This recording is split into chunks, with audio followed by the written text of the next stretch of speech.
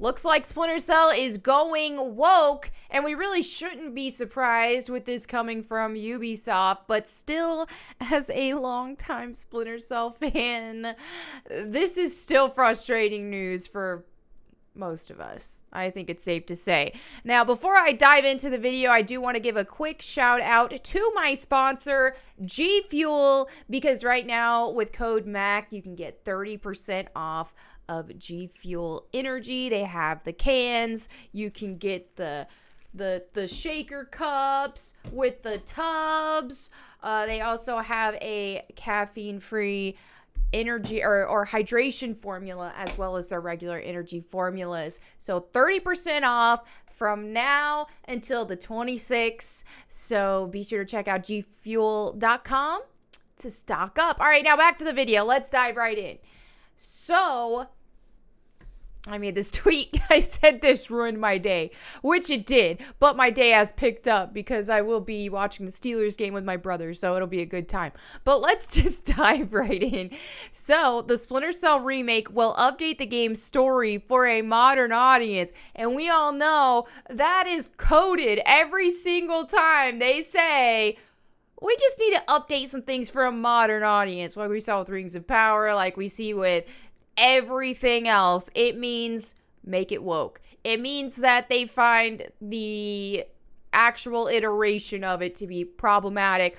It also means they want to rewrite history. They want to erase the past, and they want to move forward with their new narrative and message that they plan on sharing and passing down for generations. The problem is all this woke stuff is so uninteresting that they're failing colossally.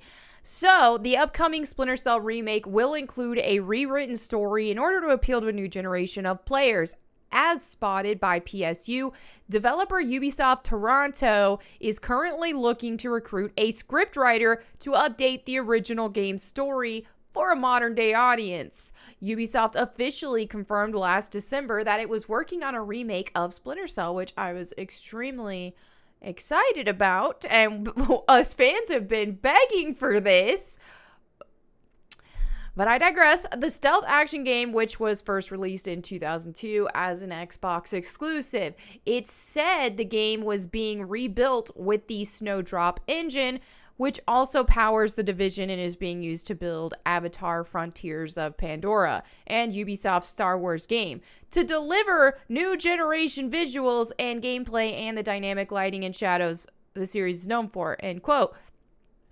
The Splinter Cell story centers around protagonist Sam Fisher, a Black Ops agent of the U.S. National Security Agency's secret arm, Third Echelon.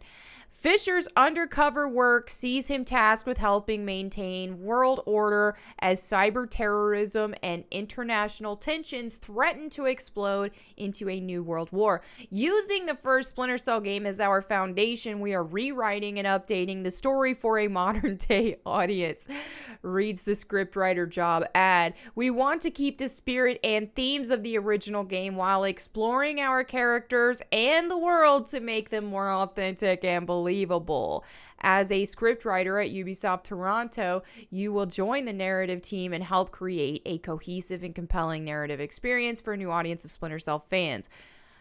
Why is this always new audience, new audience, new audience? Obviously, you still want to reach new people, but what this reads to me is that we don't give a crap about the old audience. We're just trying to reach just new people because, you know, the old audience are actually going to care about being faithful to the source material, which we don't want to be. Here's some other keywords that really struck out to me is whenever they talk about in the vein of rewriting for a modern day audience, and then they say characters, they specifically outline here. Now, we know, and what we've seen with a lot of current day movies, TV shows, and things of that nature, video games that have been remade or rebooted or whatever, it's very common to see a character change dramatically, whether that be through a race swap or a changing their sexual orientation or completely changing their appearance, as we've seen with Lara Croft, because apparently being a curvy woman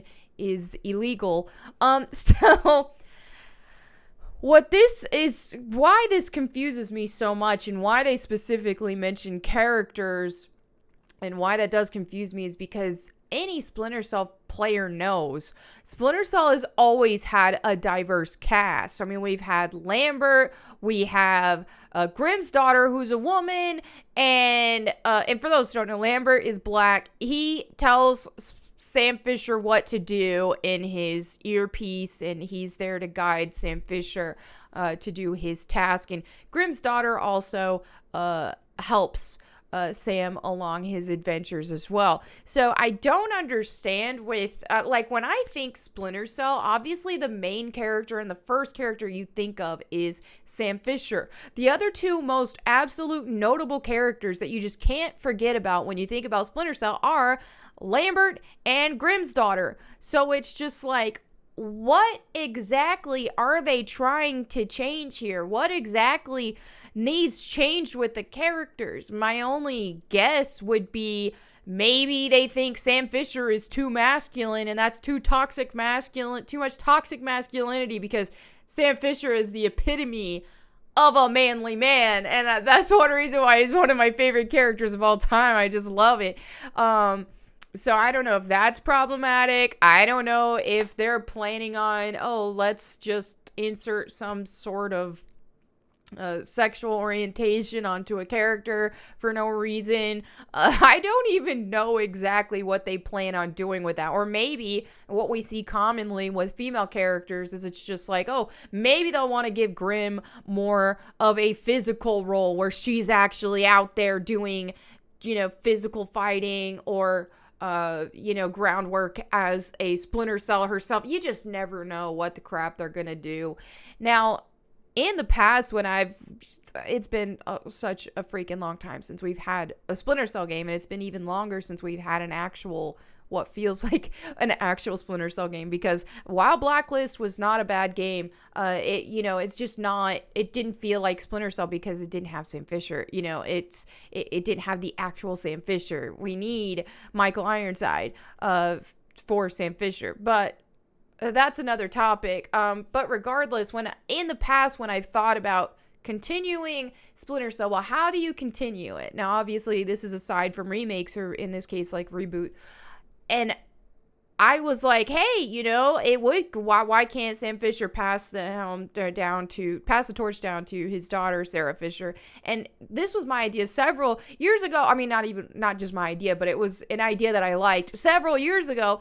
And now things have gotten so ridiculous, and they've made female characters kind of take over an existing male characters franchise so much that I don't think that would even be done properly at this time. So I retract that and do not want to see that in the future and in any time soon. Not until they learn how to take all the woke stuff out of this.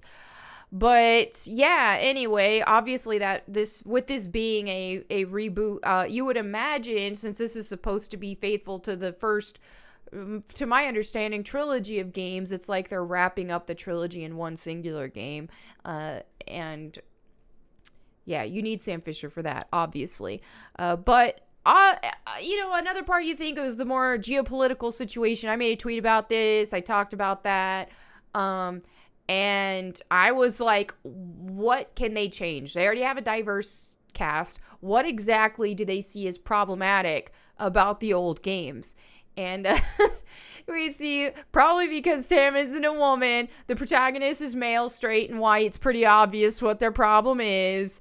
Sam is an old school American. They need to scrub that since America equals evil. I think they mean geopolitical part of the story. The game was set in 2004. I thought the first one was set in 2003, but close enough. And had a Russian and China and Georgia in it. So because of Russia and China, maybe they're setting the game in more modern times and a change to the story. Okay, we'll see. Someone said Sam's gonna be gay. You just never know. That's the thing, is you don't know. Some things that sound kind of extreme, where it's just like, will they do this? Will they be race swapping Sam Fisher, or will they be making Sam Fisher gay now? Things like that are not above what we've seen happening in general. So It almost wouldn't surprise me. Make Sam guy, make him buy or something. You just never freaking know. Or make who knows?